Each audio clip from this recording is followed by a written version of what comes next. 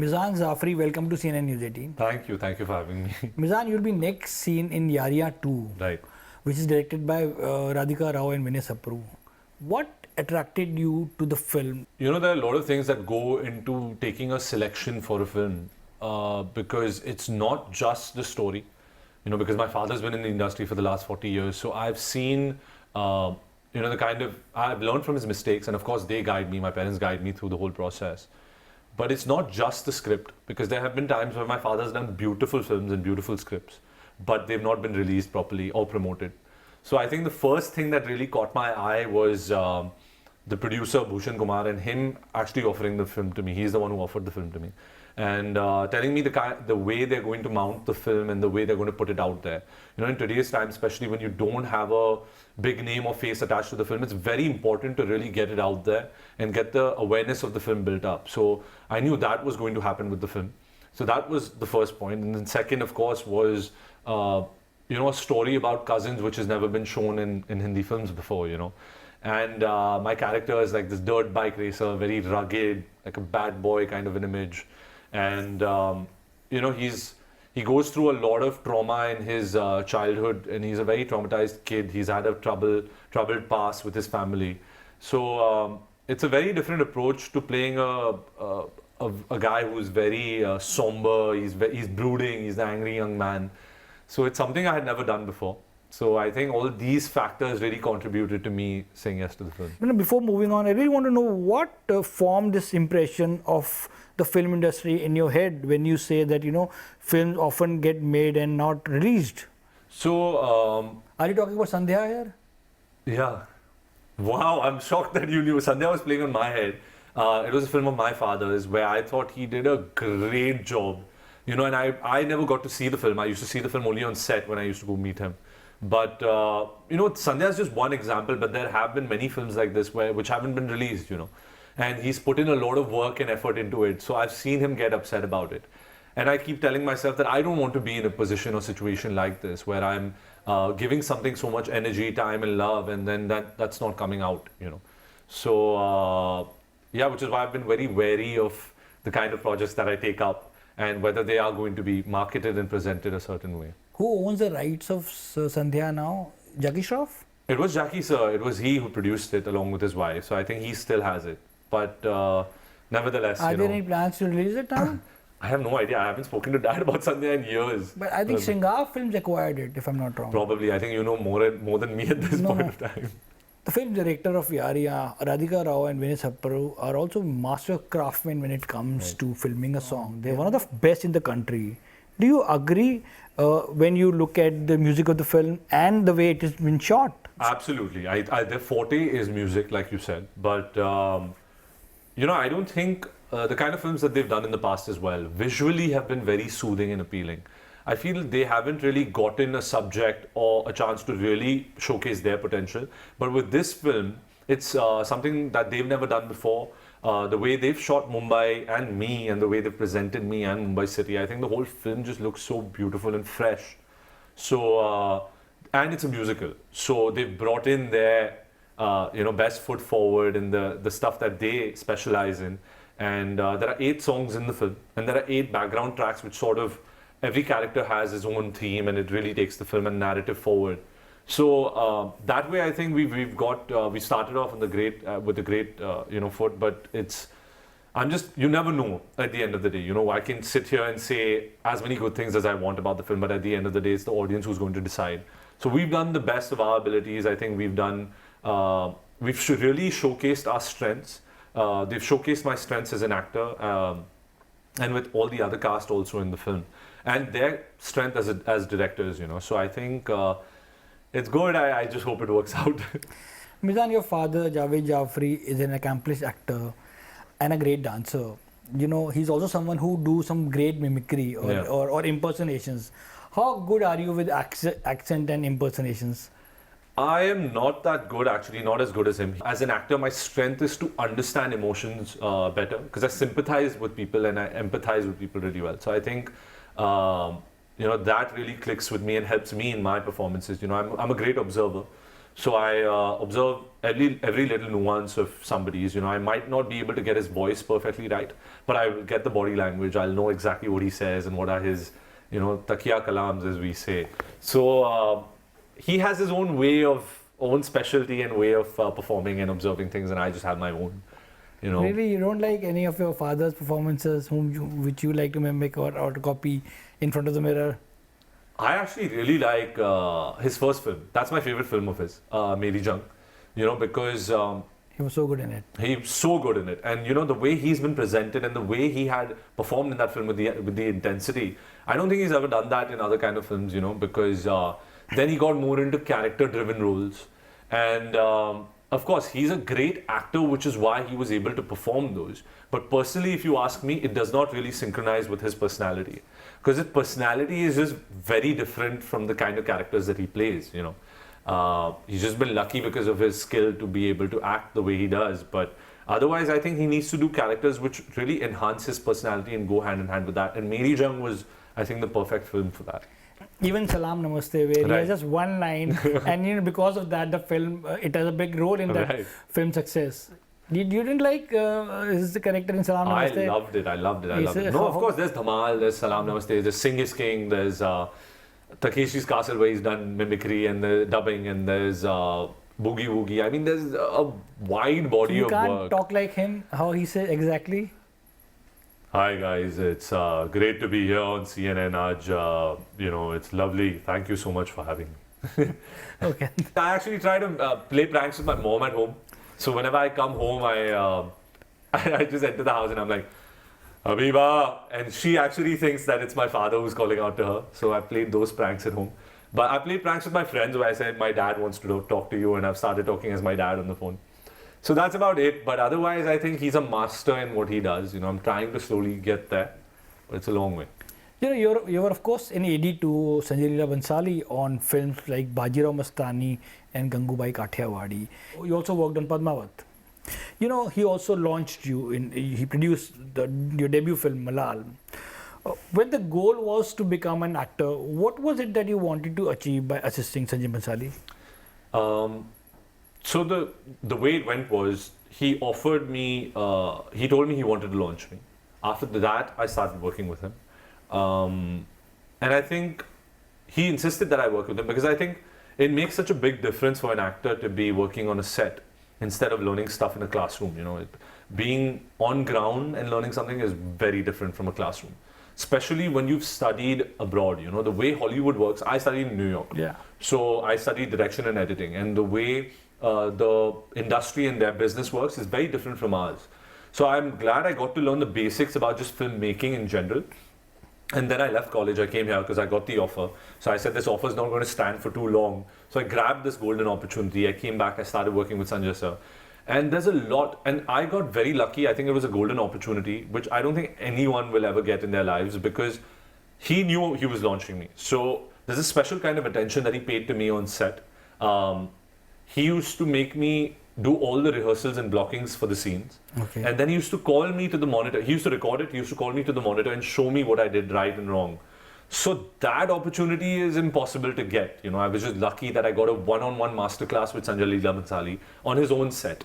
And his sets are lavish, magnificent, they're huge, so it's a different ball game that you're really working in.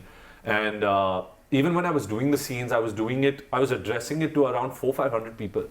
So as a newcomer, to be doing that in the beginning, I think he really put me in the war zone instead of taking me there. He just directly put me into the battle zone, and after that, I think I was prepared for anything.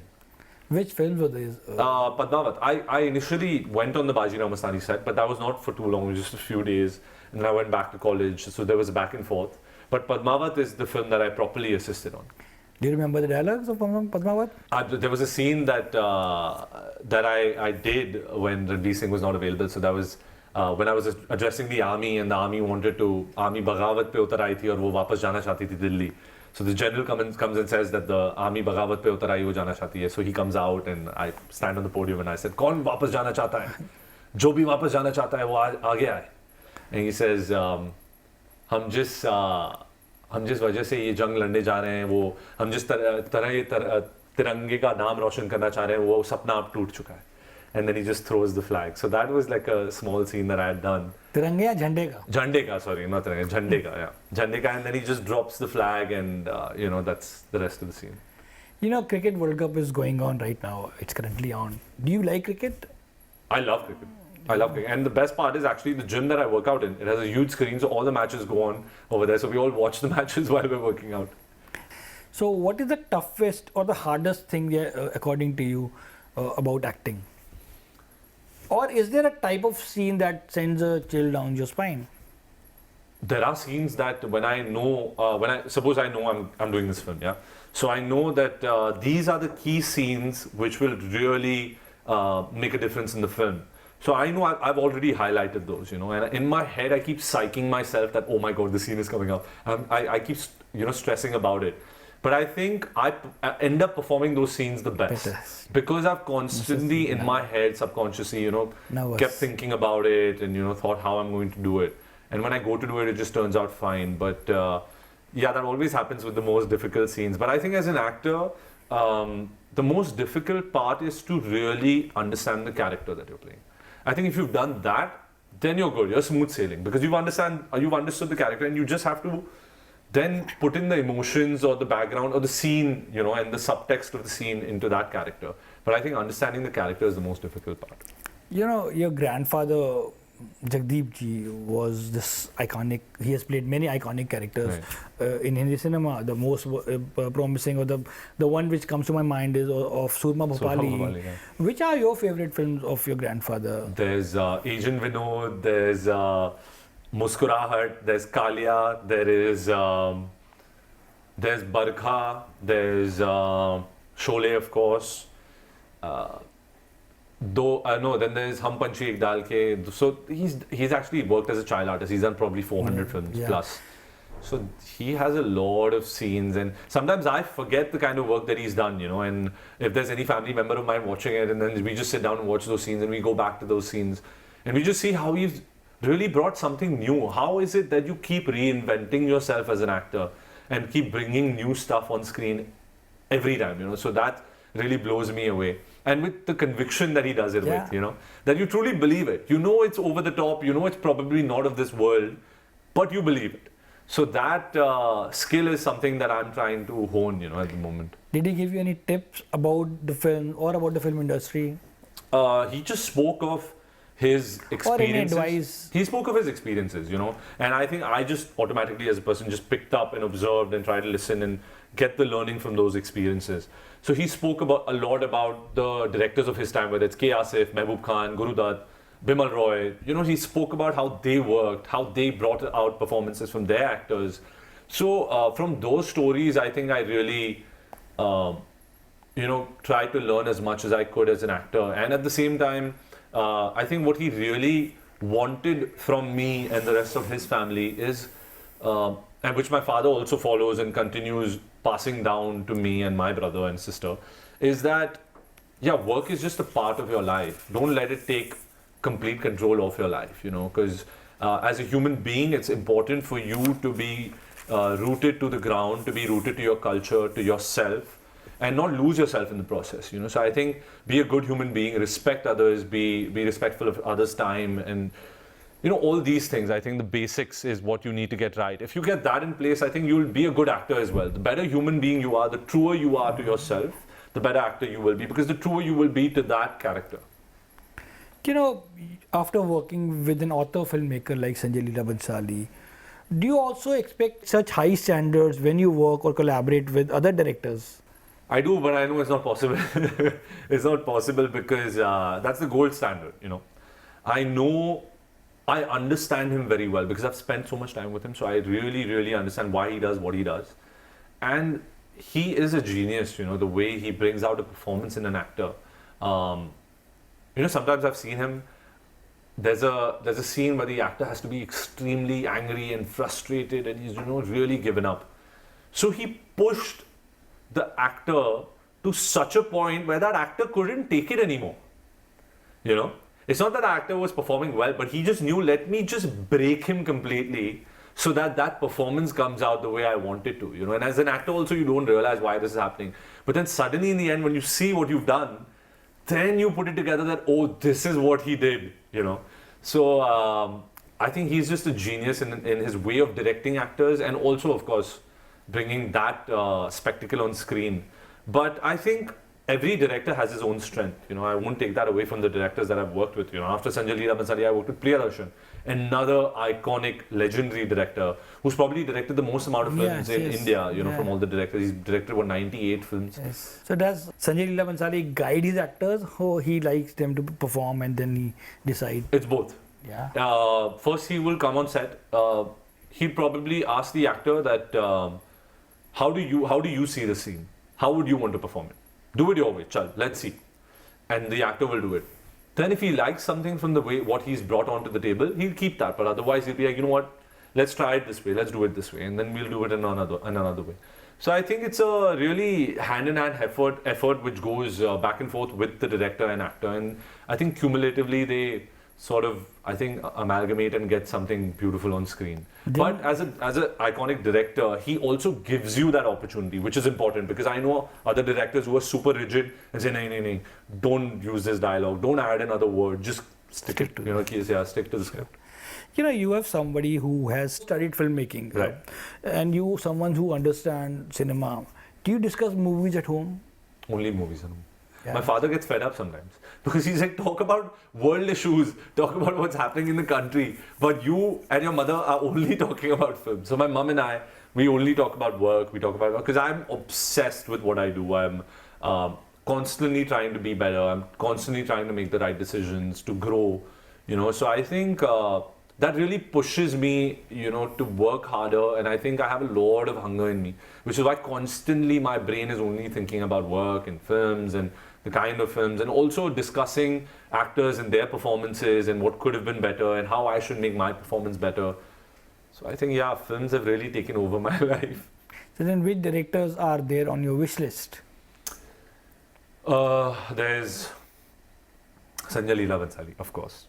There's Rohit Shetty, there's Zoya Akhtar, there's Farhan Akhtar, there is Anurag Kashyap,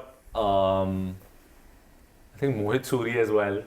So I want to work Rajkumar Hirani. So I think there's a long way to go. My journey's just begun. But I just hope that somewhere in the filmography they fit in or they come in, you know. So I'm just making my way up, trying to do the best work I can, because at the end of the day, I as an actor also need to prove myself to these directors that, okay, I'm credible enough to act in their films, you know. So I'm just slowly and steadily doing good work, trying to prove myself. And you know, did you have a backup plan when you started working in movies, or was this your own one and only choice to be an actor? So when Sanjay sir had actually offered me that he wanted to launch me, my father came in to meet him the next day. And my father told him that I want him to go back to college, I want him to finish his studies. Because my dad knows how unpredictable this industry is. There have been a lot of ups and downs in his life, you know. Of course, he's been credible enough to go from acting to live stage performances, to voiceovers, to dubbing, to hosting, because he has the skill to do that. So he's, as a parent, of course, wanted me to have a backup plan and finish my degree, so I have something to fall back upon. But then again, you know, it's like there's a dilemma, because it's do you 100% commit to your dream, or do you have that hesitation, you know? So I understand where my father's coming from, but I did not have a plan B. I 100% committed to what I was doing. I also felt connecting the dots in my life that this was meant to be. It was somewhere destiny, and I think God has made this plan for me to become an actor and achieve what I want to achieve. So I think I don't hold back, I don't look back, I just keep moving forward, because I know this is all that I have to do. Well, on that note, I just want to say, Meezaan Jafri, best of luck for Yaariyaan 2. Thank you. Hoping that you'll surprise us in your future projects. Thank you so much for your time. Thank you so much for having me, and please do watch the movie on the 20th of October in a cinema near you. Thank you, Meezaan. Thank you. Thank you.